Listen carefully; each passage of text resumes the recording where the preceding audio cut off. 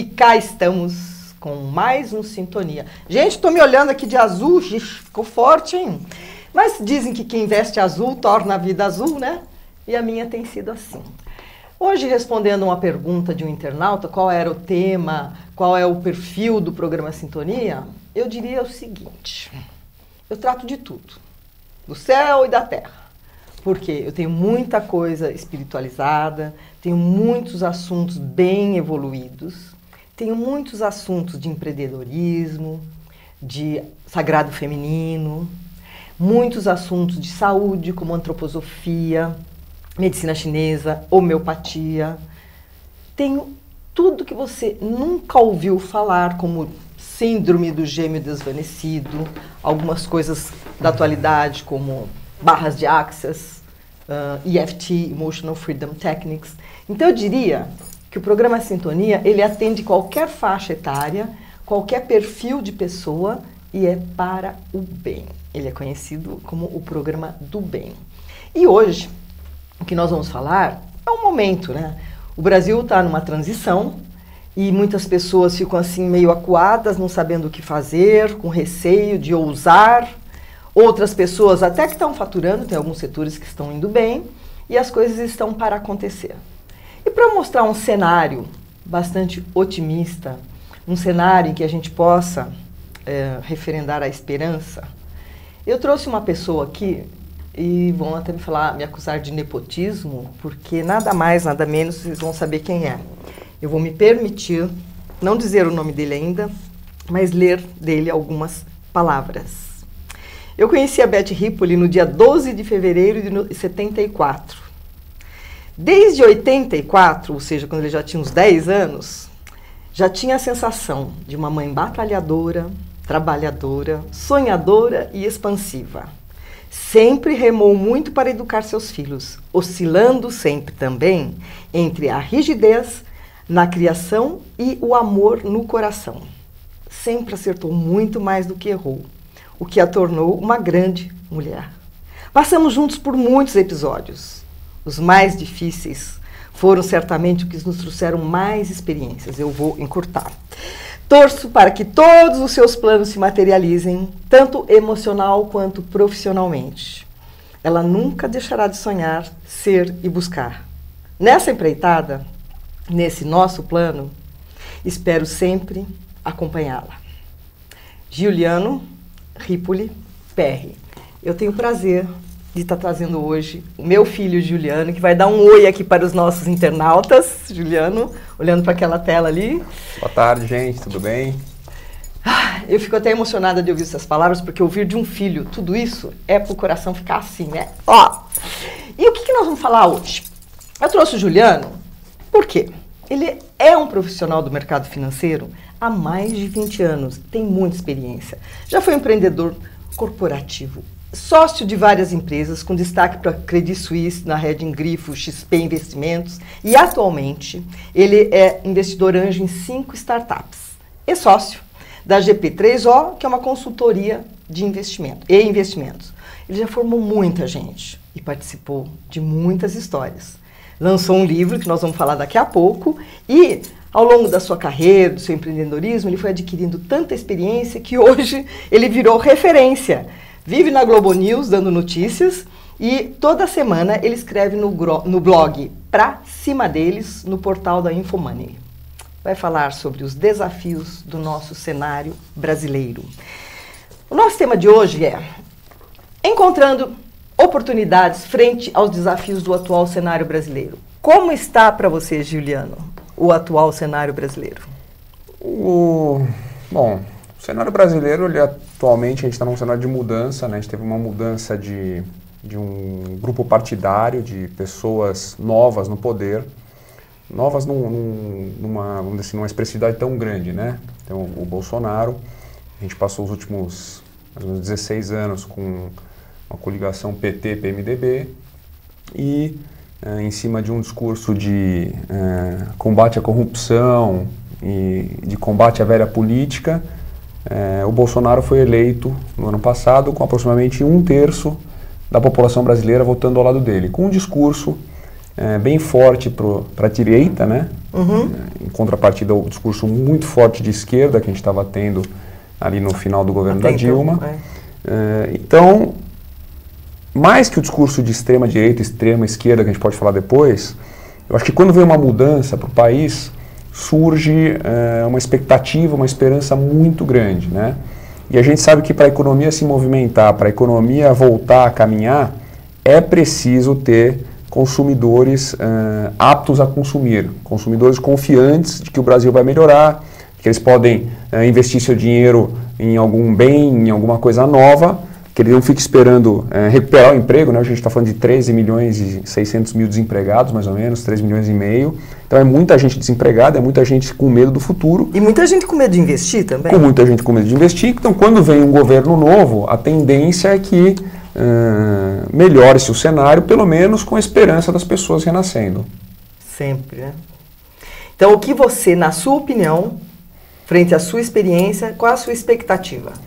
Eu acho que a gente, como eu estava num mesmo modelo de governo há muitos anos, há 16 anos, a mudança ela é muito dura, ela é muito radical, ela é muito forte. Dolorosa. E por conta disso a gente não conseguiu se mexer praticamente 6 meses desse ano. Teve muita discussão ideológica, pouca discussão prática. Algumas reformas começaram a engatinhar ainda pós-Dilma no início, com o Temer. O Temer começou, como ele já era muito impopular, ele começou a conseguir colocar propostas de reforma, porque ele sabia que ele pelo menos precisava fazer a economia se mexer. E a economia, até o resultado do trimestre de hoje, que foi negativo em 0,2, ela cresceu por 8 trimestres seguidos. Sempre com voo de galinha, sempre devagarinho. Então, a gente veio de um PIB negativo ali em 2015, 2016, que gerou todo esse ambiente de desemprego, que gerou o impeachment da Dilma Rousseff e começou a engatinhar em 17 e 18. O engatinhar é um PIB de 1%, 1,5% mais ou menos, que não vai recuperar a economia como um todo. A gente precisa de um crescimento de 3% ao ano, 3,5%. No mínimo, né? O PIB é o que o país está girando, o que está acontecendo. Não adianta só o agronegócio ir bem e, por exemplo, o comércio e a indústria não estarem bem. Então, a gente tem que estar sempre atento ao nível de emprego, ao nível de confiança do consumidor, para que essas pessoas voltem a consumir, voltem a estar com uma economia plena e possam trazer realmente arrecadação de impostos para o governo.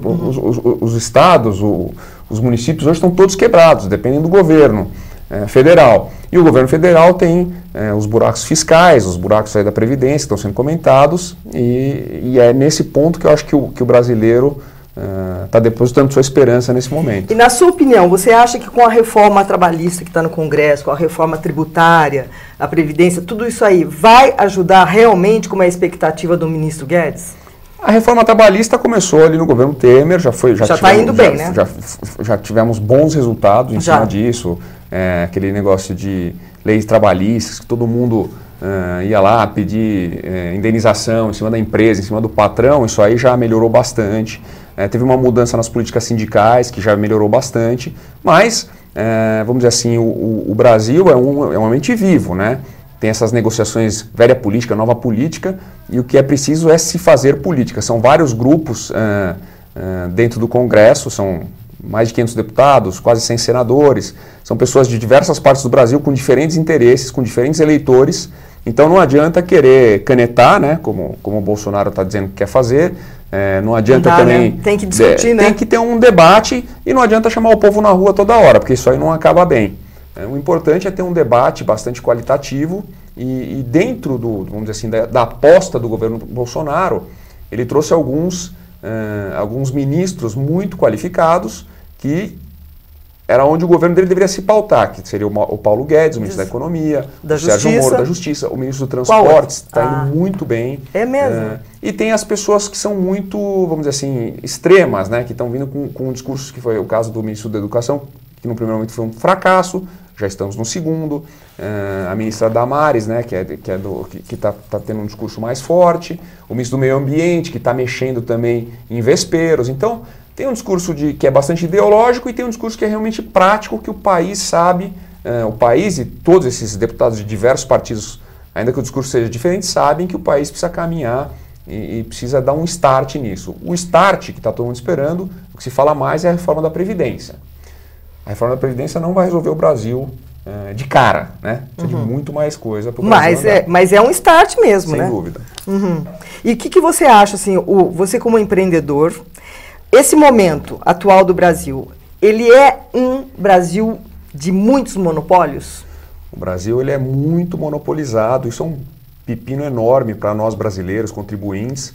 O Brasil hoje ele vive na mão de 5 grandes bancos, praticamente. Ele vive hoje na mão de um grande frigorífico, ele vive na mão de uma grande petroleira, ele vive na mão de 3 grandes grupos siderúrgicos, na mão de uma mineradora. Vale. São empresas que ajudam o Brasil a se mover. Por outro lado, se você não está trabalhando na Petrobras, no setor petrolífero, onde você vai trabalhar? Se você não está trabalhando num grande banco, hoje, apesar que nós estamos vendo uma revolução aí das fintechs, essas startups novas que estão conseguindo dar uma mexida nos grandes bancos. Mas, por exemplo, uma das empresas que eu trabalhei, a XP Investimentos, que veio com uma inovação de ser uma empresa digital, uma corretora, começou a se desenvolver, começou a crescer bastante. Cresceu muito, né? O Itaú foi lá e comprou 50% dela. Então, é complicado, né? Já que o Banco Itaú, você viu o quanto que ele lucrou ano passado, então... eu acho que menos o lucro. O lucro... É importante ganhar, sim. Lucrar. O Itaú hoje é uma das maiores empresas do Brasil, uma das 5 maiores empresas do Brasil, mas não dá para ficar só na mão do Itaú. A gente precisa ter 200 bancos, não pode ter 5. É verdade. E esse momento a gente está em transformação. Estão surgindo novas marcas. Estão. Os bancos digitais, que, por exemplo, o Banco Inter, o Nubank, a Créditas, que vai fornecer crediário, várias corretoras na sequência da XP estão se formando, outros bancos estão se transformando. O Santander criou o PI, que é uma plataforma digital. Então, na sua opinião, pela experiência que você tem, precisava pulverizar um pouco mais, não é assim, acabar com o monopólio, mas dar oportunidades a outras pequenas empresas se tornarem grandes? É muito difícil você entrar nesse embate de Davi contra Golias, né? É verdade. Você abre o jornal hoje, você só vê propaganda do Itaú, do Bradesco, do Banco do Brasil, da Caixa Econômica. Poxa, se não vier investimento de desses grupos de private equities, né, que são esses grupos que investem em empresas, você não vai saber que existe o Banco Inter, você não vai saber que existe o Banco BTG Pactual, por exemplo. O BTG é até um banco maior. Então, é preciso uma revolução. E essa revolução ela está acontecendo através do movimento digital. Isso está mesmo, né? Então, vamos dizer assim, os seus netos, né, os meus filhos, ou os jovens, os millennials, né, essa galera que está aí, que vai até 30 anos de idade mais ou menos, essa turma consome